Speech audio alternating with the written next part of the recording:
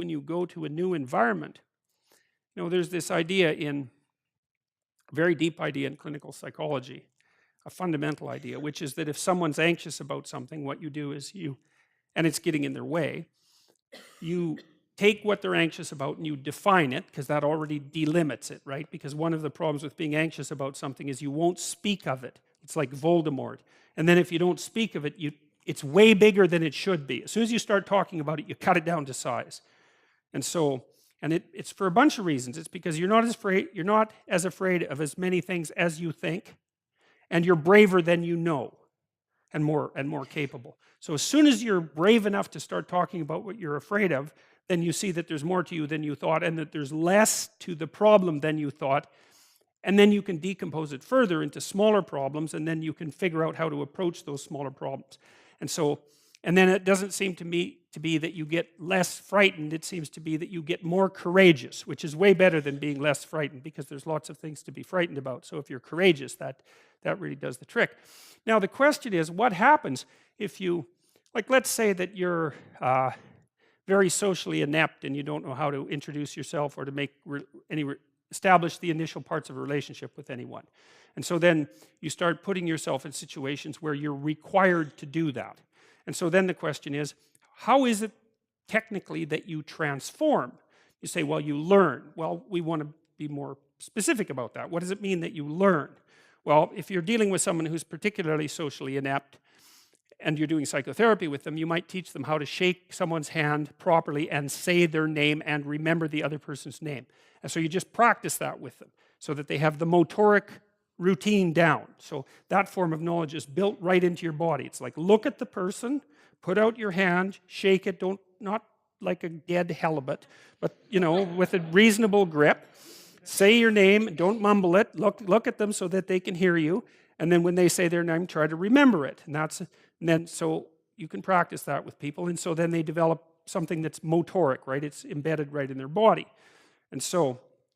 And then you can say to them, well, the other thing you can do is when you start a conversation is don't sit there thinking about what you're going to say next, because then you won't be paying attention to the person and you'll make a fool out of yourself, because you'll manifest non sequiturs, right? Because you'll get out of, it's like if you're dancing and all you're paying attention to is where your feet are, then you're going to step on the other person all the time. So you want to pay attention to the other person, and then whatever automatized social knowledge you have will come to the forefront. So it's a good thing to know if you're socially anxious, right?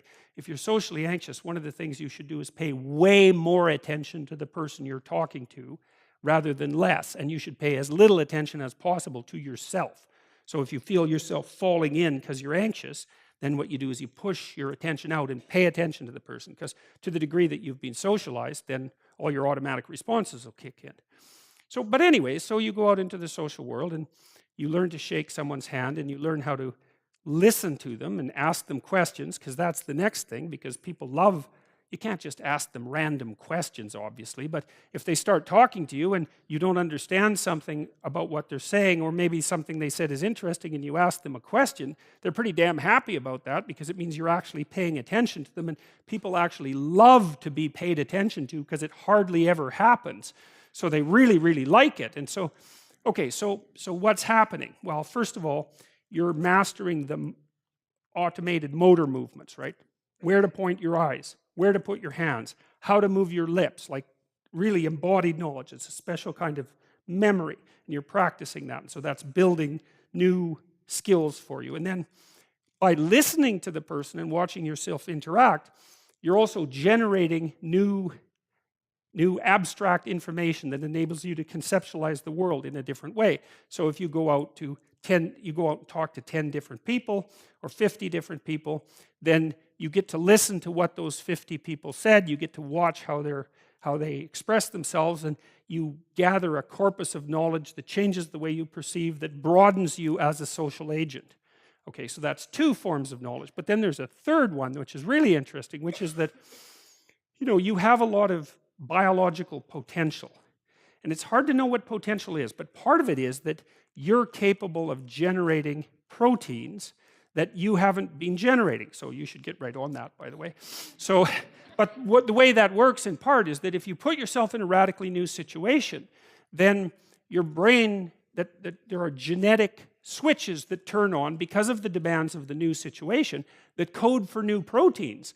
So it's as if you have latent software, that would be one way of thinking about it, that will only be turned on if you go into the situation where that's necessary. And so then you might think, well, if that's the case, how much of you could be turned on if you went a whole bunch of different places?